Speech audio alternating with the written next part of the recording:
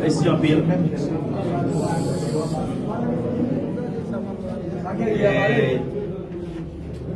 Maintenant, on connaît un pile monde dans un nouvel président. Le président désigné, Joseph Mécène Jean-Luc, supporte très bien. Le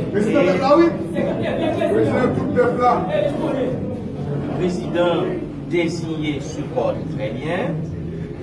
Et hier soir, le président désigné, il a gagné un entretien très constructif avec les officiels de la communauté internationale.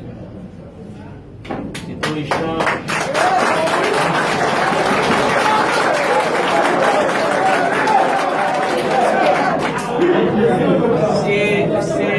C'est une conversation qui a duré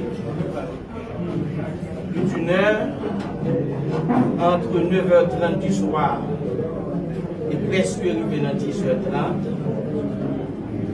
Et il répétait encore la conversation de gagnée avec ces officiels de la communauté internationale, sa décision, son engagement de servir ce pays, notre pays, à titre de président provisoire.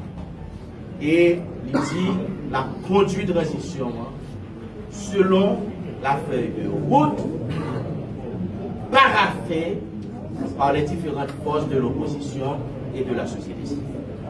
Alors, c'est un président qui fonctionne, c'est un président désigné qui commence déjà à assumer ses responsabilités, même s'il peut installer dans le palais national pour capable de remplir les fonctions de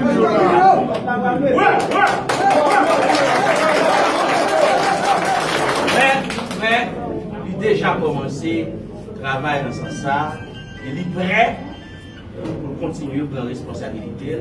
Il demandait pour me saluer le pays ici en Bouli, pour me dire à la population garantie qu'il ira jusqu'au bout dans cette bataille et que ce choix qu'il a fait, c'est un choix patriotique. Ce n'est pas un choix partisan, ce n'est pas un choix intéressé. Comme il l'a dit dans son discours, il accepte de servir son pays, notre pays, à titre de président provisoire de cette transition de rupture, parce que justement, ce sera une transition particulière, différente de toutes les autres transitions qu'on a eues dans le temps. Mes chers compatriotes,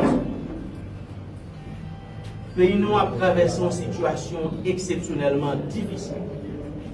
7 février 1986, après 29 ans de combat, le vaillant peuple haïtien de renverser la dictature des Duvalier. Ça fait 35 ans. Ça fait 35 ans et quelques jours. Et depuis le ça, c'est pour la première fois dans notre histoire, on se retrouve face à un président dont le mandat est arrivé à terme et qui refuse de quitter le pouvoir. C'est une situation exceptionnellement difficile et question fait mandat Jovenel Moïse là, ce n'est pas la parole de la société civile, ce n'est plus la parole de l'opposition, ce n'est plus la parole, la position de l'église catholique, de l'église protestante, ce n'est plus la parole des podorisants, mais il y a le pouvoir judiciaire, co-dépositaire de la souveraineté nationale, qui, dans une résolution en date du 6 février 2021, a constaté formellement la fin du mandat constitutionnel de Jovenel Moïse. Ça veut dire qu'il n'y a plus de débat sur cette affaire. Il n'y a plus de discussion sur cette affaire. Ce n'est plus une question d'argumentation pour ou contre. C'est une question définitivement tranchée par le pouvoir judiciaire, co-dépositaire de la souveraineté nationale. Je dis, tout l'autre pouvoir est censé dans une situation difficile. Le pouvoir exécutif est illégal, avec un Premier ministre qui n'avait pas reçu la bénédiction du Parlement, avec un président dont le mandat est arrivé à terme. Le pouvoir législatif de son côté est dysfonctionnel, il n'y a pas de chambre des députés, il y a seulement 10 sénateurs. Le pouvoir législatif est dysfonctionnel. Le seul pouvoir qui existe aujourd'hui et qui fonctionne en toute régularité, c'est le pouvoir judiciaire, co-dépositaire de la souveraineté nationale. Et c'est ce pouvoir qui, au nom de la Constitution, a constaté la fin du mandat constitutionnel de Jovenel. Pourquoi est-ce qu'on me dit non? Cette bataille, mes chers compatriotes, nous l'avons déjà gagnée. Les carottes sont cuites, nous pouvons manger le seul. D'accord? C'est fini. C'est-à-dire que son aide, Jovenel Moïse, qu'a fait rebelle par rapport à la loi. Ouais? Mais ce n'est plus un chef d'État constitutionnel avec un mandat régulier. C'est un homme qui a choisi de s'approcher au pouvoir en dehors de la Constitution et des lois de la République. Maintenant, répression.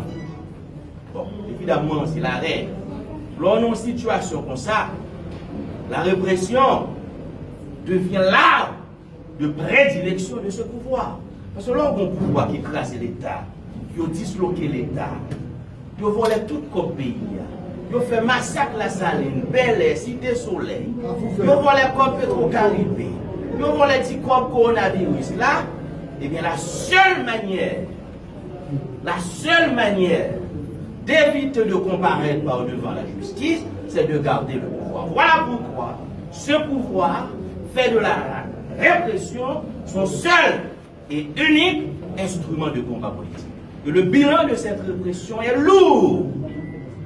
Pendant le mandat de Jovenel Moïse, avant 7 février, avant le mandat défini, bien sûr, nous gagnons plus de 350 citoyens qui mourent assassinés dans des massacres d'État perpétrés à la Saline, à Cité Soleil, au Pont-Rouge, à Bel Air, à Cafoufeuille.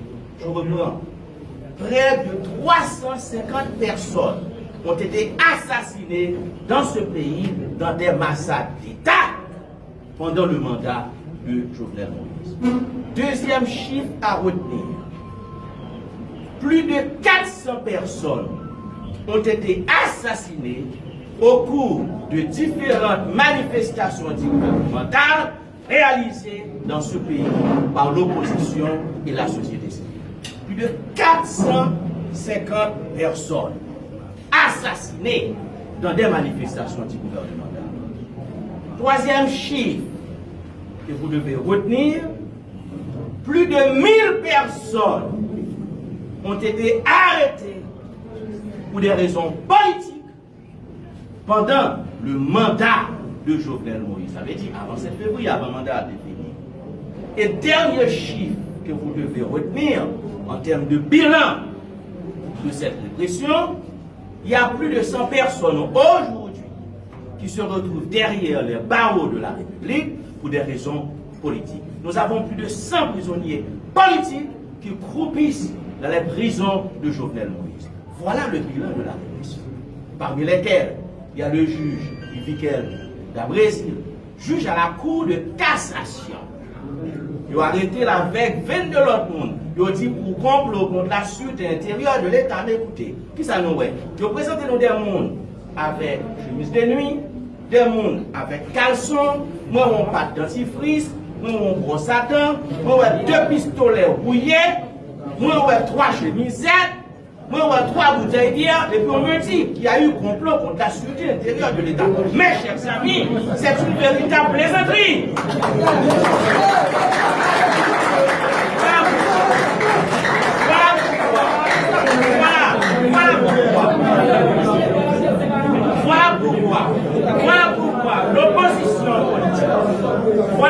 L'opposition exige la libération du juge Ivikel d'Abrésil, la libération de tous les prisonniers politiques. Marie-Antoinette Gauthier, Marie-Louise Gauthier, Louis Buteau, Arnel Bélizère, Kélik, Babas, nous exigeons la libération de tous les prisonniers politiques. Et c'est là que la communauté internationale doit comprendre le comportement de l'opposition. Vous ne pouvez pas dire, vous voulez accord inclusif, m'a parlé avec l'Union européenne, alors que vous avez un président dont le mandat est arrivé à terme, qui refuse de quitter le pouvoir. Vous ne pouvez pas dire, vous voulez accord inclusif avec autant de prisonniers politiques. Ce n'est pas possible. Voilà pourquoi nous le redisons. La seule solution, étant donné que nous sommes une opposition républicaine, la seule solution, c'est la mobilisation. C'est la mobilisation pour faire respecter la Constitution.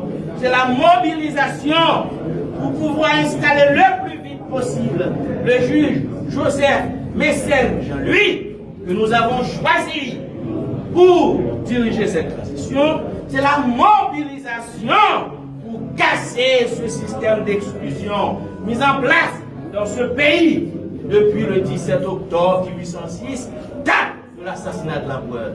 Il faut casser ce système d'exclusion. Ça. Pendant la population n'a pas d'école, pas de route, pas d'hôpital. Mandat Jovenel Moïse fini, 8 février, ils vont arrêter présidentiel et puis on est 18 millions de dollars américains pour faire. On a fini. On a fini.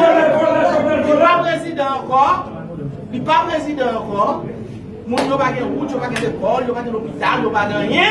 Je peux arrêter présidentiel et il va appel. Ça, je l'assume.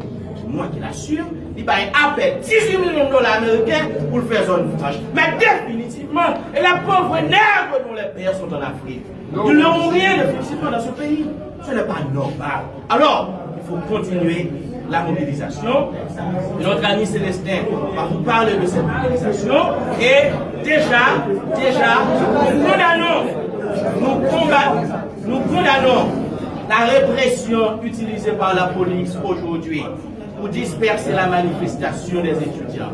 Nous condamnons cette répression que la police a utilisée chaque jour dans les communes, dans les départements, pour casser la mobilisation. Et comme le disait Churchill, nous nous battrons partout pour le respect de la Constitution. Nous nous battrons même sur les plages. Nous nous battrons dans les montagnes. Nous nous battrons dans les collines. Nous nous battrons dans la rue, dans les corridors, dans les villes, dans les départements. Nous n'accepterons jamais la violation de notre Constitution. Voilà pourquoi notre ami Célestin va inviter toute la population à descendre dans les rues ce dimanche 14 février 2021 pour dire qu'il faut respecter la Constitution. Célestin,